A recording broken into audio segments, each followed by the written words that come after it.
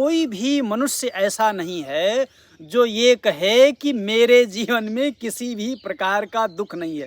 अरे कोई चाहे जितना बड़ा विद्वान हो, चाहे जितना बड़ा बलवान हो, चाहे जितना बड़ा धनवान हो, चाहे उसकी बाह्य पर वो आईएएस हो, पीसीएस हो, मंत्री हो, नेता हो, अभिनेता हो, कोई भी हो, कोई भी व्यक्ति ये कभी कह नहीं सकता है कि मेरे जीवन में किसी भी प्रकार का दुख नहीं है ना।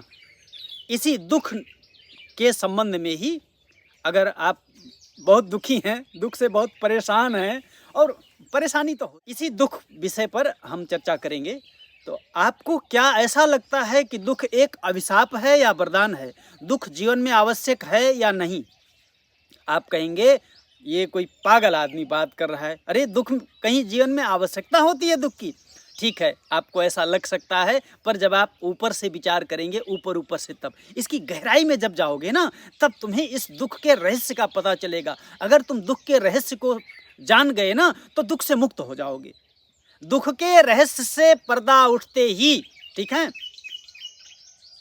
तुम्हारे जीवन से दुख समाप्त हो जाएगा। हाँ, मतलब ये एक नियम ही है कि जो कुछ भी आपको आकर्षक लग रहा है ना इस संसार में, अगर उसके आकर्षण का पर्दा हट जाए, उसकी असलियत का तुम्हें ज्ञान हो जाए ना, तो जो आकर्षण है वो समाप्त हो जाएगा। ये प्राकृतिक नियम है, हो ये मेरे घर का बनाया हुआ नहीं है। दुख मतलब क्या? देखो, किसी ना किसी प्रकार की जो आपके जीवन में कमी है ना, कमी, अभाव, उसी को तो दुख कहोगे कि और कुछ?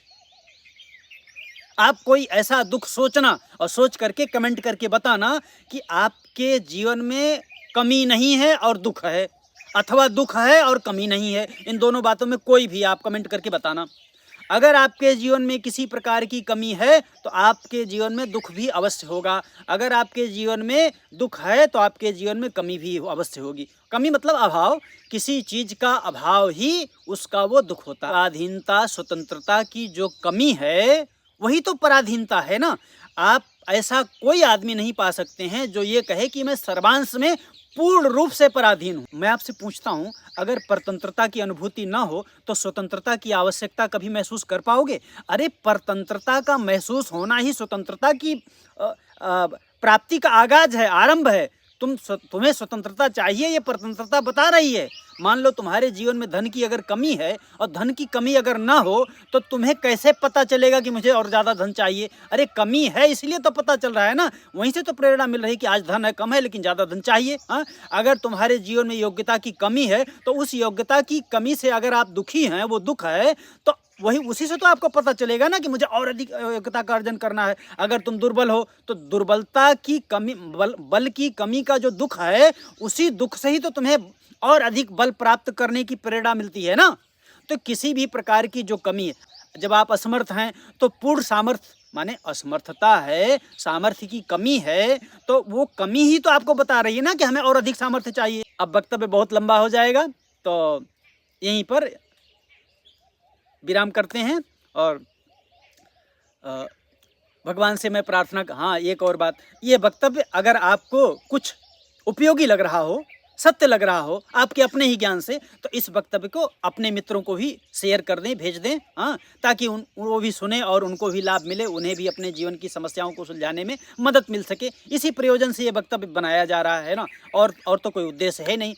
जो आनंद मुझे प्राप्त हुआ जिस सूत्र को जीवन में अपनाने से, उस सूत्र को अपना करके, अप्लाई करके आप भी अपने जीवन को आनंद में बना लो, क्योंकि ये मानव जीवन आनंद में बनाने के लिए ही मिला है।